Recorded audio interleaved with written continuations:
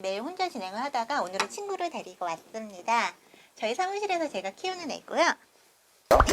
여기 두고 같이 할게요. 얌전히 있어.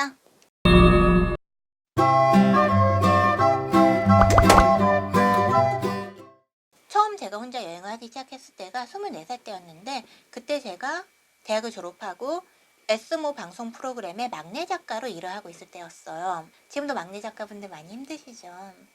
방송 프로그램의 막내란 입장은 거의 뭐 노예 같은 거거든요. 회사에서 밤낮 없이 주말도 없이 일을 하다가 여름 휴가를 제가 3일을 받은 거예요. 중한 3일 어떻게 쓸까? 3일 내내 집에 있자니 우울증이 올 것 같더라고요. 그렇다고 친구들하고 어디 가자니 시간이 안 맞아. 가족들하고 어디 가자니 너무 우울하고 너무 이제 자존감이 낮고 그럴 때여서 부모님 얼굴을 보면 마음이 약해질 것 같은 거예요.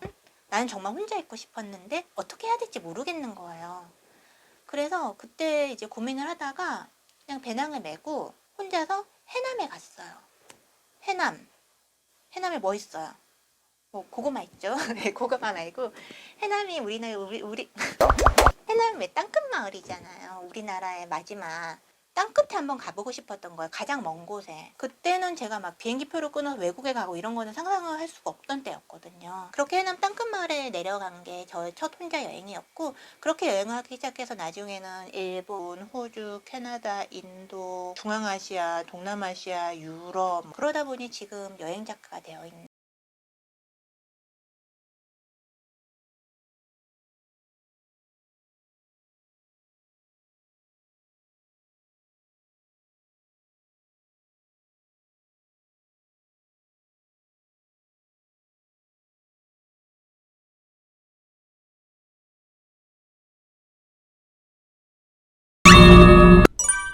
문제가 그거였어. 혼자 여행을 하니까 잠을 어디서 자야 될지 모르겠는 거예요. 모텔이나 호텔 같은 데 들어가서 자는 것도 도저히 엄두가 안 나는 거예요. 그때는 뭐 해남에 아는 사람 있는 것도 아니고. 그래서 고민 끝에 어떻게 했냐면 절에 갔어요. 그때만 해도 절에 가서 부탁을 드리면 거기 이제 절에서 일하는 보사님들이 재워주셨거든요. 그런데 혼자 그렇게 여행을 하니까 장점은 사람들이 이제 되게 잘해줘요. 절에 이렇게 가면 스님도 잘해주시고 거기 보사님들도 잘해주시고, 왜냐하면 이제 20대 여성, 20대 초반의 여성이 혼자 이렇게 절에 와서 먹는 일이 흔치가 않으니까 잘해주신 감사한데 뭔가 저를 되게 안타깝게 보는 시선이 있어요. 그래서 이제 아침 공양 마치고 나면 스님이 이제 방에 불러서 차를 한 잔 내주시면서 그래 뭐 힘든 거 있으면 얘기하고 뭐 이런 식으로 물어보신다든지, 아니면 거기 이제 보사님들 일하시는 거 옆에서 막 돕고 있으면 아이고 이쁘다 이쁘다 해주면서 막 제 손을 잡고 아이고 어린 것이 얼마나 힘들었으면, 약간 뭐 이런 식인 거예요.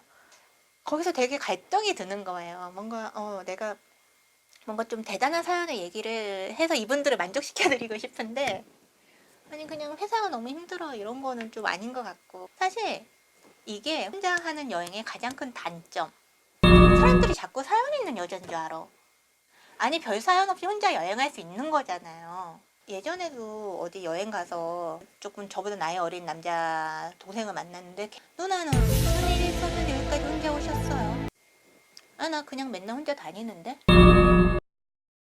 뭔가 여자가 혼자 여행을 하면 뭔가 가슴 아픈 사연이 있고 이렇게 아련한 눈빛으로 풍경을 바라보고 이래야 되나 봐요.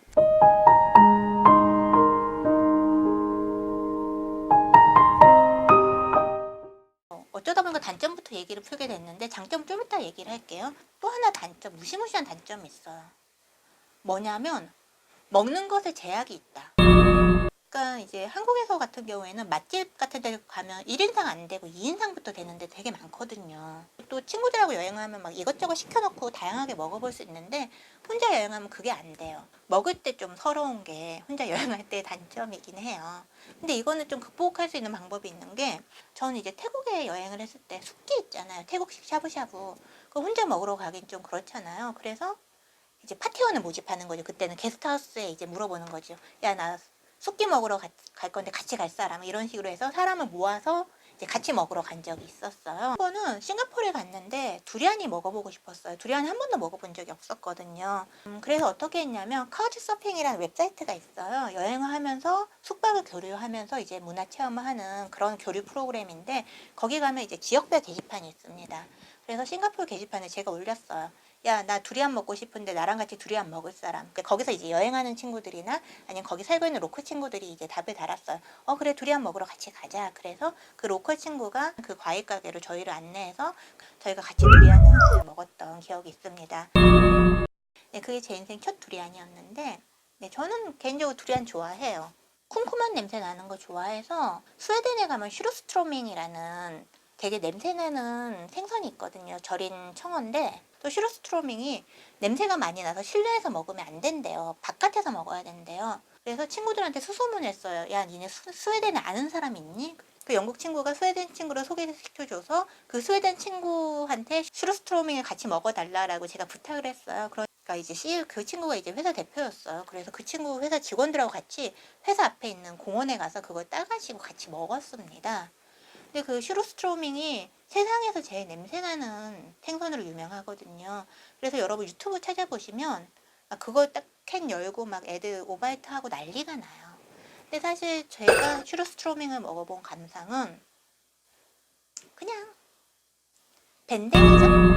한국 사람들은 젓갈 많이 먹잖아요. 그래서 한국 사람한테는 슈르스트로밍이고 뭐고 간에 그냥 밴댕이죠. 갈치 속젓 정도의 개념인 거지 그렇게 막 토하고 막 난리가 날 정도의 그 정도의 파괴력은 아니더라고요. 그래서 이렇게 혼자 먹기 뭐 할 때는 파티원을 모집해서 친구들 뭐 아는 사람 수소문 한다거나 아니면 어디 게시판에 올린다거나 아니면 게스트하우스에 있는 사람들 이렇게 모아서 간다거나 그런 식으로 파티원을 조직해서 같이 먹는 방법도 있습니다. 그리고 맛집상에서 1인상 안 차려줄 때 있잖아요. 그럴 때는 이제는 2인상 먹습니다. 그냥 먹다가 남기면 되죠. 세상의 모든 일들은 대부분은 돈으로 해결할 수 있거든요. 그리고 2인분 먹는 건 여러분 다 하실 수 있잖아요. 저 예전에 스테이크 2인분 먹어봤었거든요. 키르기스탄에서였는데 웨이트레스랑 의사소통이 잘 안 돼서 어쩌다 보니까 2인분을 시킨 거예요. 뭐 어떻게 말이 안 통해서 그런 거를. 그래서 그냥 2인분 혼자 먹었는데 고기는 2인분 먹겠는데? 와서 이것도 못 먹고 저것도 못 먹고 생각하지 말고 그냥 다 먹을 수 있다라는 생각으로 언제 또 여기 와서 이걸 먹어봐. 여기서 먹어야지. 그리고 혼자 여행할 때 단점 세 번째는 뻘쭘한 거. 근데 많은 사람들이 외롭다라고 생각하는데 외로운 게 아니고 뻘쭘한 거예요. 이게 이 뻘쭘함이 어디서 오는 뻘쭘함이냐면 남이 나를 바라보는 시선에서 주눅드는 그 기분. 그러니까 예를 들면 이런 거죠. 레스토랑에서 다들 막 가족, 연인, 친구들이 막 화기애애하게 밥을 먹고 있는데 거기서 혼자 밥을 먹어. 거기서 사람들이 막 나 쳐다보는 것 같고 저 여자는 왜 혼자 와서 밥을 먹나, 뭐 저 여자는 친구가 없나, 뭐 이런 좀 생각할 것 같고 그러면서 느끼는 그런 주눅드는 기분, 그게 뻘쭘한 거거든요. 멋진 풍경을 보러 갔는데 여기저기서 커플들이 막 여기서 쪽 저기서 쪽 뭐 난리가 났어. 이게 외로운 거랑 좀 다른 게 이게 만약 외로운 거면 주변에 커플이 있어서 경치를 볼 때 느끼는 감정과 아니면 나 혼자 경치를 볼 때 그때 똑같게 뭔가 좀 애잔하고 슬픈 마음이 들면 그건 외로운 거예요. 근데 혼자 있을 때와 경치 좋다라고 생각을 하다가 주변에 사람들이 막 나타나서 막 쪽쪽거리기 시작할 때 드는 기분, 이거는 뻘쭘한 거죠. 근데 이거는 극복할 수 있는 방법이 없어. 여행 초기에 더 하거든. 막 남들이 다 나만 쳐다보는 것 같고 괜히 막 주눅들고 민망하고 그런 기분이 드는데 그래서 옛날에는 책을 들고 다녔어요. 막 책 읽는 척하고 아니면 일기장 같은 거 노트 들고 다니면서 막 뭐 쓰는 척하면서 나는 고독을 즐겨 그러면서 이렇게 스스로를 시드를 쳤는데 지금은 사실 여러분 그럴 필요 없죠. 우리에게 뭐가 있어요? 스마트폰이 있죠. 네, 스마트폰하고 놀면 됩니다. 먹방이 사실 왜 생긴 거예요? 혼자 밥 먹기 뻘쭘하니까 이제 같이 먹으면서 즐거움 느끼자 그렇게 생긴 거잖아요. 그래서 혼자 레스토랑에서 먹방을 찍으시면 돼요. 스마트폰으로. 그리고 경치 좋은 데 가서 뭐 하면 돼요?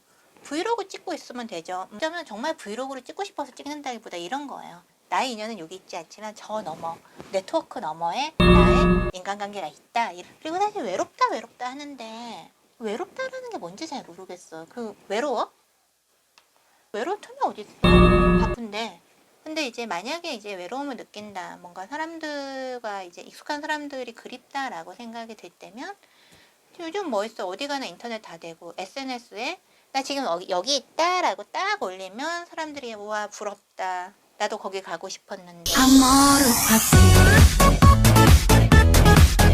혼자 여행을 여행할 때 또 하나의 단점이 어떻게 보면 이게 가장 실질적이고 공포스러운 단점인데 화장실. 짐을 들고 있을 때 우리가 이동을 해야 되는데 기차역이나 버스역이나 뭐 이런 데서 갑자기 화장실을 가야 돼. 그럴 때는 보통 이제 들고 갑니다. 그래서 들고 가서 화장실 안에 일단은 다 들고 들어가 보는 거가 일단은 방법인데 이런 경우가 있어요. 화장실이 너무너무 지저분해. 뭐 어디 제3세계 뭐 그런 데 가면 화장실 되게 지저분하거든요. 도저히 짐을 들고 거기 못 들어가는 경우가 있어요. 같은 경우 어디까지 해봤냐면 전 보통 배낭을 메고 다니거든요. 배낭이 굉장히 무겁습니다. 그래서 등에 이제 배낭 업고 다니잖아. 그 채로 배낭이 있는 채로 앉았다가 일어나는 것까지 해봤어요. 화장실이 너무너무 지저분해서 짐을 놓을 수가 없는 거예요, 도저히. 인도 뭐 이런 데는 네, 터미널 화장실 굉장하거든요. 근데 이제 그때 정말 조심해야 되는 게 이게 뒤에 이제 배낭이 하나 얹혀 있으니까 중심이 뒤로 넘어가면 큰일 나는 거거든요. 정말 어떻게 방법이 없어. 그러면 짐을 맡길 때 찾아야겠죠. 뭐 코인 락커라든지 짐 수화물 보관소가 있다면 거기다 맡기는 것도 방법이고 아니면 정말 뭐 믿을 만한 사람에게 저는 보통 가족들에게 부탁을 해요. 이제 뭐 좀 점잖아 보이는 엄마, 아빠, 아이들이 이렇게 있으면 그 사람들한테 이제 부탁을 합니다. 나 좀 화장실 갔다 올 테니까 짐 좀 봐줘. 그러면서. 그때 이제 그럼에도 불구하고 그때 이제 짐을 맡길 때 중요한 건 자기 항상 몸에 지니고 있어야 돼요. 중요한 건 뭐예요? 우리 여권, 돈, 카메라. 비싸고 반드시 필요한 것들은 몸에 지닌 가방에 항상 가지고 다니고 그 외에 뭐 잃어버려도 다시 살 수 있는 거, 옷보따리나 침낭 이런 건 이제 맡겨도 되니까 그런 거 이제 맡기고 얼른 화장실 갔다 오는 방법이 있어요. 그래도 이제 짐을 맡긴 게 불안하다. 그럴 때 어떻게 할 수 있냐면 짐을 맡기기 전에 사람들하고 이제 친한 척 하면서 사진을 같이 찍어 두세요. 셀카. 이렇게 같이 사진 찍고 그러면 최악의 경우로 내가 맡긴 짐이 사라졌을 때 이 사람들의 지명소리 혼자 여행을 하면서 화장실 문제가 가장 복잡한 문제이긴 한데 그렇다고 화장실 때문에 우리가 여행을 안 갈 수는 없잖아요. 그러니까 그때그때 상황에 맞춰서 이제 극복할 수 있는 방법을 찾는 것이 필요합니다. 그리고 네 단점만 계속 얘기를 하고 있네요. 장점은 다음 시간에 해야겠다. 또 하나의 큰 장애물 사진입니다. 이게 인생샷을 남겨줄 사람이 없어. 혼자 여행을 하다 보면. 그래서 제가 그동안 혼자 여행을 하면서 찍은 사진들을 보면 정말 안타까워요. 네, 그림자 찍고 있고 거울에 비친 모습 찍고 있고 네 말도 안 되는 셀카 찍고 있고 그러면서 혼자 여행하면서 사진 남겼는데 그리고 지나가는 사람들한테 이제 사진을 부탁하기도 하는데 이때도 좀 위험 부담이 있어요. 근데 카메라 들고 도망가면 어떡해. 그리고 삼각대 들고 다니면서 사진을 찍는 것도 삼각대 놓고 이렇게 가서 찍는데 누가 이제 삼각대 채가면 어떡해요. 내 카메라 가져가면 어떡해. 그래서 이제 혼자 여행할 때 사진이 굉장히 힘든 부분이긴 한데 일단은 어떻게 극복을 하냐면 남한테 이제 사진을 부탁하는 방법이 가장 일반적이긴 하죠. 사진 부탁해야 될 때는 로컬이 아니라 같은 여행자에게 부탁하는 게 훨씬 안전하고 로컬 중에 뭐 소매치기가 있을 수도 있고 그러니까 그리고 여행자 중에서도 동양인 여행자에게 사진을 부탁하는 게 제일 낫습니다. 왜냐하면 동양인들이 사진 잘 찍으니까 한국은 말할 것도 없고 한국 최고죠. 뭐 일본, 타이완 뭐 이런 사람들한테 사진 부탁하는 게 가장 인생샷을 건질 확률이 높습니다. 그리고 이제 본인이 찍기 원하는 구도가 있잖아요. 저 같은 경우 어떻게 하냐면 그 사람을 먼저 한번 찍어줘요. 그 다음에 욕을 합니다. 부탁합니다. 야, 나 이 자세로 찍어줘. 그리고 또 하나 극복 방법은 뭐가 있냐면 사진 투어가 있어요. 스냅 사진 투어가 있어요. 제 친구가 얼마 전에 에어비앤비 트립으로 사진 스냅 투어를 갔다 왔다 그러더라고요. 그래서 되게 괜찮았다고 이제 한 2시간, 4시간 이렇게 같이 돌아다니면서 관광지도 가고 사진도 찍고 그렇게 할 수가 있대요. 혼자 여행을 하면서 또 하나의 단점 뭐 안전에 대한 걱정이 들죠. 혼자 여행하다가 나쁜 일이 생기면 어쩌지? 혼자 여행하다가 사고가 생기면 어쩌지? 그게 내가 하는 걱정보다는 주변에서 또 걱정을 너무너무 많이 하잖아요. 너 뉴스도 못 봤어? 어디 혼자 가려고 그래? 뭐 그런 얘기들을 하는데 제 후배는 이제 남미랑 아프리카 가고 싶어서 적금 붓고 있는 후배가 있어요. 여자 후배인데 근데 이제 그 친구도 주변에서 그렇게 말린대요. 어떤 사람들은 야 남미는 가도 되는데 아프리카는 가지 마라. 또 어떤 사람은 아프리카는 가도 되는데 남미는 가지 마라. 뭐 이런 식으로. 근데 이제 재미있는 거는 그렇게 이야기하는 사람 중 그 누구도 남미나 아프리카에 가보지 않았다는 거죠. 인도 여행만 해도 여자 혼자 인도 가면 어쩌고 저쩌고 말이 굉장히 많아요. 근데 그런 말 하는 사람들이 대부분 인도를 안 가봤어. 그렇게 여성이 어디 여행을 하겠다 그러면 사람들 막 겁을 줘. 너 뉴스도 안 봤어? 그러면서 여성이 안전한 태도에서 벗어나지 않기 원하는 거예요. 근데 우리가 평생 그렇다고 방 안에 갇혀 살아야겠어요? 여성이 혼자 남성의 도움 없이 혼자 여행하기 시작한 게 19세기부터였거든요. 19세기 이제 영국 빅토리아 시대부터 여성들이 혼자 여행을 하기 시작했어요. 그전에는 뭐 남편을 따라간다든지 그런 식이었는데 근데 그때도 난리도 아니었죠. 여자가 감히 어딜 혼자 여행하려 하느냐. 아직은 여자가 혼자 여행할 세상이 아니다. 근데 200년이 지난 지금도 우린 똑같은 얘기 들어요. 아직은 여자가 혼자 여행할 세상이 아니다. 근데 우리가 여기서 이제 알 수 있는 교훈이 있죠. 뭐? 어차피 여자가 혼자 여행할 만한 세상을 안 온다는 거예요. 그렇다고 우리가 어떻게 해야 돼요? 맨날 방 안에서 살아야 되는 건 아니잖아요. 이불 밖이 위험한 건 당연한 거거든요. 하지만 두렵다고 우리가 방 안에 머물러 있을 거냐 아니면 두려운데도 불구하고 세상 밖으로 나갈 것이냐 그 기로에서 그 선택에서 우리가 알아야 되는 거는 정보인 거죠. 우리가 해야 되는 거는 여자가 혼자 여행을 하면 위험해서 못 가가 아니라 여자가 혼자 여행을 할 때 어떤 위험한 점이 있고 우리가 어떻게 극복해야 되는지 어떻게 대비를 해야 되는지를 알아야 되는 거죠. 무조건 너는 위험하니까 못 가라고 이야기를 하면 우리가 할 수 있는 게 아무것도 없습니다. 그래서 제가 이 동영상들을 만들고 있습니다. 단점 얘기하다 보니까 시간이 어느새 이렇게 흘러버렸네요. 아니 사실 단점 얘기하고 장점을 얘기하려고 그랬거든요. 근데 단점만 있는 게 아니거든요. 이렇게 단점만 있으면 왜 다니겠어요? 장점도 분명하게 있습니다. 그리고 아무리 단점이 있어도 아까 이야기한 것처럼 다 극복 방법이 있습니다. 그럼 다음 시간에 제가 장점을 가지고 올게요. 그럼 여러분 다음 시간에 만나요. 여러분 안녕.